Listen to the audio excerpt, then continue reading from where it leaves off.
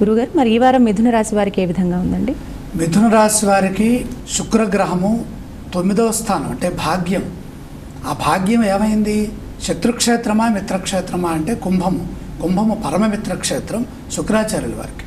అలాగే మిథున రాశి వారికి కూడా రాజయోగకారక గ్రహమై ఉన్నది శుక్రుడు.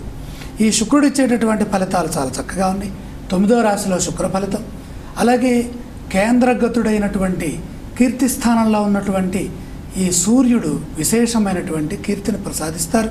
ఆశయం నెరవేరుతుంది. సకాలంలో పనులు చేసి మెప్పు పొందుతారు. సమాజంలో గొప్ప పేరు లభిస్తుంది. ప్రతిభ పాటవాలతో అభివృద్ధి చెందుతారు. సరైన నిర్ణయం తీసుకోవడంలో తర్జన భర్జనలు పడరాదు.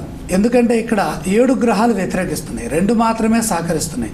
కనుక తర్జన భర్జనలు లేకుండా జాగ్రత్త పడాలి. ఒత్తిడి కలగకుండా మాట్లాడాలి. ప్రశాంతంగా ఆలోచించండి. వెంటనే పరిష్కారం లభిస్తుంది. ఆనందం కలుగుతుంది. చిత్తశుద్ధి మిమ్మల్ని సమస్యల నుండి బయటపడేస్తుంది. దగ్గర వారి సూచనలు అవసరమవుతాయి. ఏకాగ్రత లోపించకుండా చూడండి. ధ్యాస పెట్టి పని చేస్తే ఏ విఘ్నమో దరిచేరదు.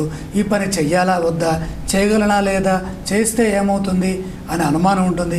ఈ అనుమానం నివృత్తి చేసుకోవడం కోసమే దగ్గర వారినో తెలిసిన వారినో ఒక సలహా అడిగితే వారు చెప్పేది మరింత అనుమానాన్ని పెంచుతుంది. కాబట్టి స్వయం నిర్ణయం శ్రేష్టమైనటువంటి ఫలితాన్ని అందిస్తుంది. కాలానుగుణంగా ప్రవర్తిస్తే సరిపోతుంది. వారాంతంలో కార్యములు పూర్తవుతాయి. ఒక వార్త శక్తినిస్తుంది. కుటుంబ సభ్యులతో కలిసి నిర్ణయాలు తీసుకోండి. కలిసి ప్రయాణించండి. మిథున రాశి వారు ఏ స్తోత్రాన్ని పఠించాలంటారు? ఉత్తమ ఫలితాలకై విష్ణుమూర్తిని స్తుతి చేయండి. మీరు దర్శించవలసిన ఆలయం?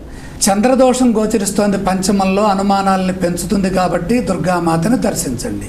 మరి మీరు ఎటువంటి దానాలు చేయాలంటారు? ద్వాదశంలో కుజగ్రహ సంచారం, జన్మ రాహు సంచారం కూడా ఉన్నది కాబట్టి కుజప్రీతిగా కందులు కొద్దిగానైనా సరే దానం చేసుకోండి. మరి వీక్షించారు కదా, మిథున రాశి వారు కీలకమైన నిర్ణయాలు తీసుకునేటప్పుడు ఆచితూచి వ్యవహరించడం ఈ వారం చాలా ముఖ్యమని కూడా తెలియజేస్తూ ఉన్నారు.